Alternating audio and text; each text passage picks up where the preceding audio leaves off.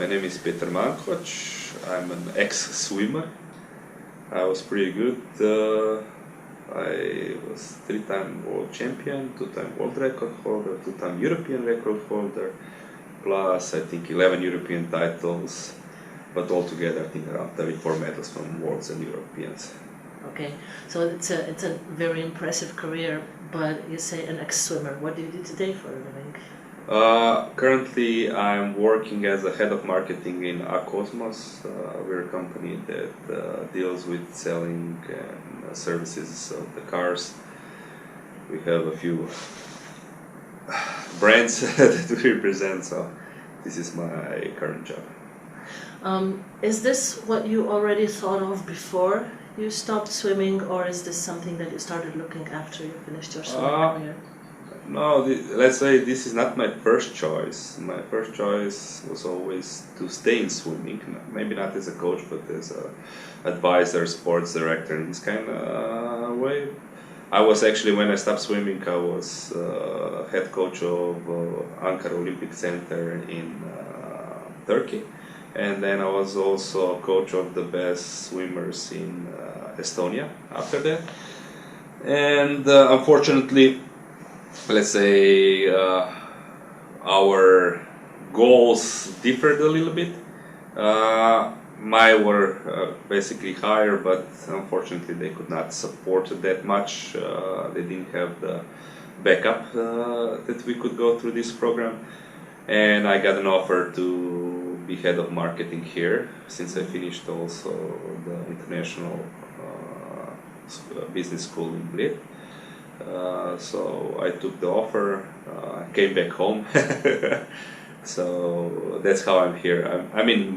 Swimming is still my first love for the job, but currently the circumstances are not for, let's say, my vision of swimming. So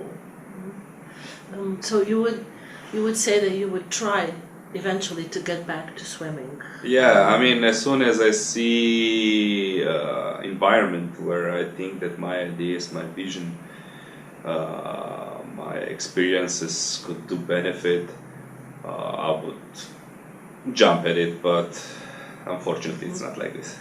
How important would you say education is for a future career or a career after an athletic career? Education is very important. Now it depends also what kind of education, what kind of sports you're doing. So do you have time to do it while you're trying to reach the top? I unfortunately did not. So I did most of the extra school stuff after it. But for sure it's important. It's not... I personally believe that the paper that you did some in school, it's not as important.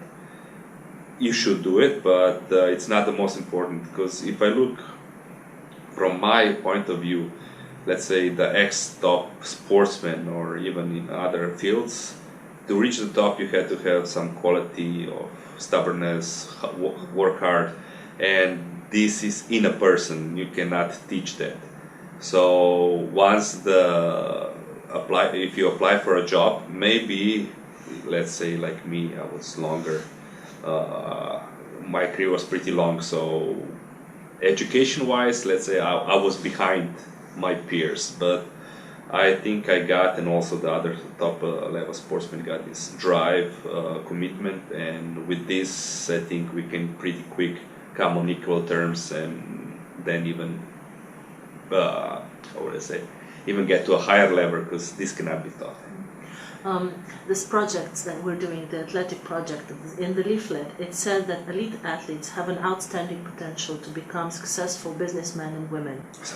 What is your opinion on that? I think it's pretty accurate. Also, although it doesn't fit everyone.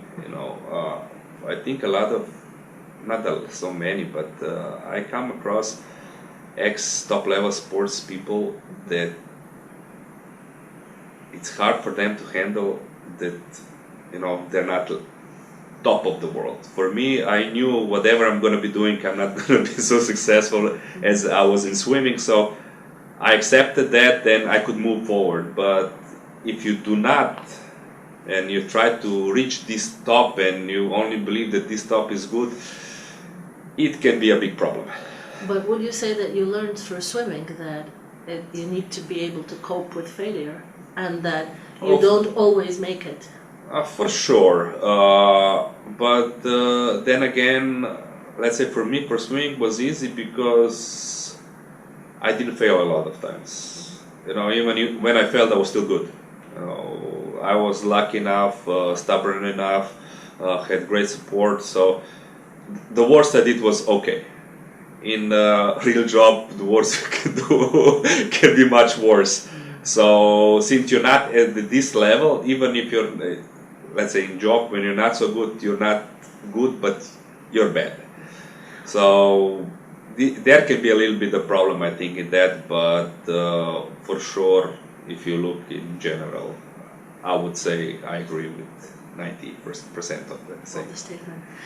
Would you say that somebody who enters into business after sports could benefit from additional learning, from additional knowledges that they could get in a project, for example? For sure. I believe, personally, for me, even when I finished swimming and I trained under a lot of top-level coaches in the world, from Gennady Turetsky, Dirk Lange, so on, so really top-level coaches, so I saw different approaches to practicing. So I would say my view was pretty broad. I was not just one thing, and with everything I did, I was thinking about what I'm doing. So I would say that I was not blindly following, but I was participating in my coaching. But still, I would jump at any opportunity if I could get a really top-level coach to be assistant, to learn more. It's not since I was successful and I did with all these coaches that I have all the knowledge. Far from it. You can always learn something new. And also you have to check new stuff. It doesn't mean that every new stuff is good, but the more you're exposed to, the better it is. And same is with this education, that the more sides you see, more opportunities, the better you can choose what's good. So if you were selecting people to work with, would you take somebody that has a lot of additional knowledge besides a successful athletic career, opposed to someone who just finished their career and have no extra knowledge? For sure, I would take this, since when you finish sports career, if you don't have any background, you can eventually get there, but it's going to take much longer.